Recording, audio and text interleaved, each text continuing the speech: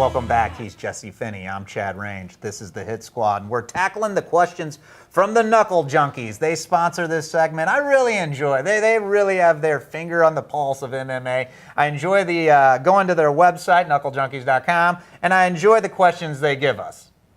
They're doing a hell of a job. I mean, like realistically, and they put you on the spot. Yeah, and I don't look at these questions, so I get in studio, so it's not like I can orchestrate some answer for you and give you a politically correct answer. And something like this is even tougher. It gets dumped right on you. And the first one's a good one, of course. You could always follow us at Twitter at HitSquad101 ESPN.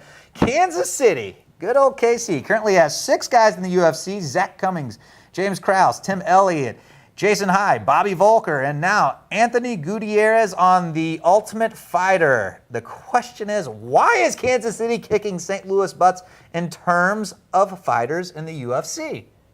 It's a great question. That is a good question. It really is a good question. I first start off by saying Kansas City is doing a great job, but I will also say that St. Louis has done a great job as well. I mean, we've got Tyron Woodley, Lance Benoist. We've had Justin Lawrence. We've had Adam Sella. I mean, we've had Pat Healy was from St. Louis. I mean, so there's a lot of guys. I mean, so Matt Hughes. Yeah, right. Hughes, Lawler. So let's not forget at the time.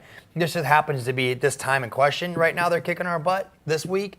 But you know what? I mean, let's say that in the next Ultimate Fighter, we have some more guys come in that we could actually do really well with St. Louis. So Kansas City, I mean, they're strong in the Midwest. They do a great job. Yeah. But at the same time, I mean, they're getting the breaks right now. I mean, Justin Lawrence was in the Ultimate Fighter. He beat James Krause. You know, Justin Lawrence got in the UFC. He lost twice, got cut. So, I mean, like, there's times that everything in life is about timing. The ebb and flow. I mean, it's timing. So right now at this time and point, I mean, they're winning. If you'd asked me a year ago who was winning, let's look back. St. Louis was winning. So everything's about timing.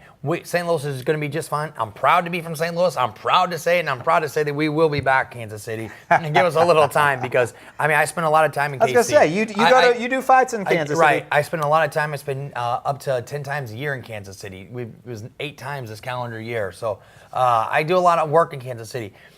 I say this to people all the time. I think that Kansas City is probably a little bit more of grinders, a little bit tougher. I really will say that. But I also say St. Louis has more talent. I mean, I took 2 kids to Kansas City last week, beat 2 Kansas City's best amateurs. Our 2 amateurs beat their 2 best amateurs.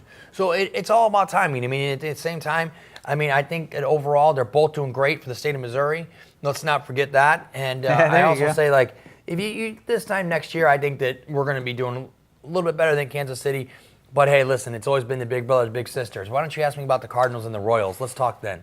So, I mean, like, and the the Chiefs. So, hey, Chefs are undefeated. I know, 2-0. Yeah, 2-0. Good, yeah. And FYI, St. Louis, they always root against us. They do always root against us. I was up there in 2006. Oh, no. 2006, and the Cardinals win the World Series. I was sitting actually at fights, and I had been all the games leading up to it. And when they said the Cardinals won the World Series, the Kansas City fans booed us. Oh, don't go burn down Kansas City, St. Louis fans. Don't go rioting. Oh, I knew that was coming. Yes. Yeah, there is always that Kansas City, St. Louis riff. And I got to just ask you, I'll put you on the spot a bit too. I have not been to any KC fights. I have been to St. Louis, at Lumiere and all kinds of Stratford, the Viking. I've been in North County. I can't remember the place. How do the fight fans from Kansas City compare to the fight fans in St. Louis? Because it seems like every time in any venue I've been, the St. Louis fans sold out the place and were well behaved and did a good job.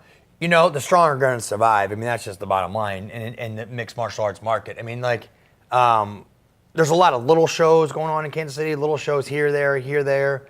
Titan does a good job up there. Blue Corner does a good job up there. But at the same time, there's also the St. Louis that Shamrock does well. I mean, we've been a stalemate with Shamrock FC for years. I mean, been there almost going on 16 years. And we've seen, I'm not kidding you, I've probably seen 200 promotions going to be the next big thing, and then all of a sudden they're done. 2 years later, they're done. So overall, I think that St. Louis is probably doing a little better when it comes to quality of promotions. That's just my personal opinion. But at the same time, I think Kansas City is doing a great job as well. And actually, Kansas City is actually really... I'm talking fans. Stepped it up. Fans-wise, what do you mean fans-wise? Like, do they pack the place in Kansas City the way that the Lumiere always sells out? You know what I mean? I think the fight fans in St. Louis... they do. They do. So they're pretty rabid about their MMA up there. They are, but I mean, you know what? You could go to some really... I wish I could use some non-political terms here. So there's some crappy shows in St. Louis. Oh, well, yeah, So and that's you could go anywhere. and go watch some of those in St. Louis as well. That cost $10, $20 to get in the door, and you're going to get a rough crowd, man. I mean, you get what you pay for. You get what you pay for. That is 100% the truth. Absolutely. Well, moving on, the Missouri Athletic Commission has taken a lot of flack for a poor showing at the recent Titan FC event on Access TV. What do they have to do to fix the perceived problem with the bad reffing in the state, or was it just kind of a fluke, a one-time thing? It's not really a problem. It just popped up on that situation and was broadcast out all over. You know, referees are like umpires in baseball. If they never get noticed, they're doing a great job. Yeah. All right, so listen. The guy made a mistake. The referee made a mistake up there. No ifs, ands, or buts about it. Hey, listen, you made a mistake. It happens in the UFC. It happens in Vegas. It happens in New Jersey. For the most part, you know, when Strikeforce was here, it was big shows, national TV. Mike England, the referee for the state of Missouri, was reffing the big fights. Did you ever see any issues? No. I mean, like, it happens. I mean, that's just cut and dry. It's gonna happen. The judges have made some decisions in the state of Missouri that I don't agree with. Guess what? It happens. So, you know, I mean, what can you do about it? Keep educating yourself like the state of Missouri is doing with the judges, like what they're doing with the referees, continuing education. They're doing a great job overall. Hey, listen, the guy up there, his name, I can't remember the referee's name, but he did a bad job. I mean, cut and dry, he did a bad job on that call. But overall, the state of Missouri is doing a hell of a job. Mike England is one of the best referees in the United States, not just in Missouri. I mean, Tim Lukanoff, our athletic commissioner, the best athletic commissioner in the state of, he is ours for the state of Missouri in the United States. He's the ABC, the head of it. He is a very reasonable, fair, great. I mean, he's the best commissioner you could ask for, ultimately. So, I mean, they're doing all the right steps. They're doing the right things, and continue to do what you're doing. Hey, listen, mistakes are going to happen.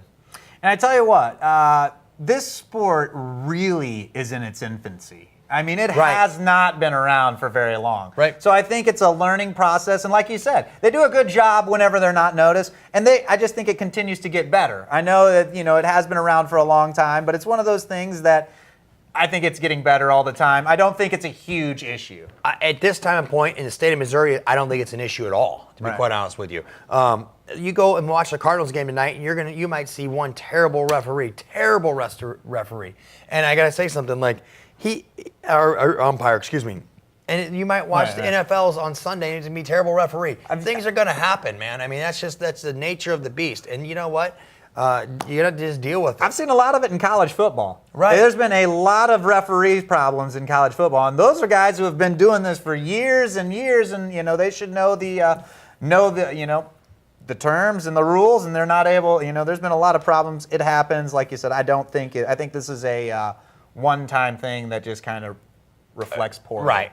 I agree with you. I don't think it's an issue. I think that people that want to make it an issue, you know what, you go ahead and make it. The guy was out. I mean, they're cut and dry. The fighter was out. The referee let him go, but he was already out. It's not like it changed the outcome of the fight. The guy got punched in the face one time too many.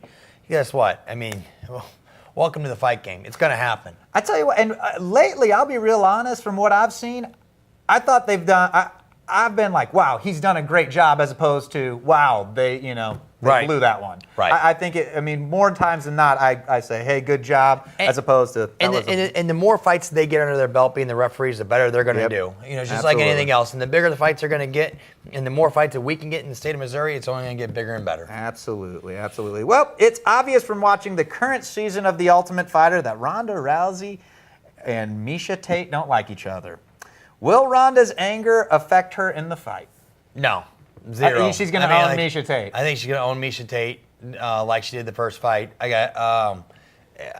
She's a hell of an actor. She is an actor in Hollywood, so let's not forget that. I think it's great for TV. I think it's great for women's mixed martial arts. I think it's good for women's sports in general. But do I think that it's going to affect her in her fight?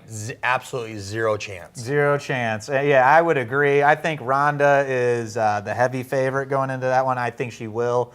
I don't know if she'll armbar in the first round, but I think she'll beat Miesha Tate. She's done it once, and once again, I mean, Kat should actually be there. Right, Kat Zingman should be the one right there with her. But I tell you what, it makes for better TV because those two hate each other. Misha's number one beat Ronda's number one. Right. It became a huge, she's going to smack her in the face if she smiles again. It's been good drama, good reality television. That's what we need more. Reality television with women bickering and fighting.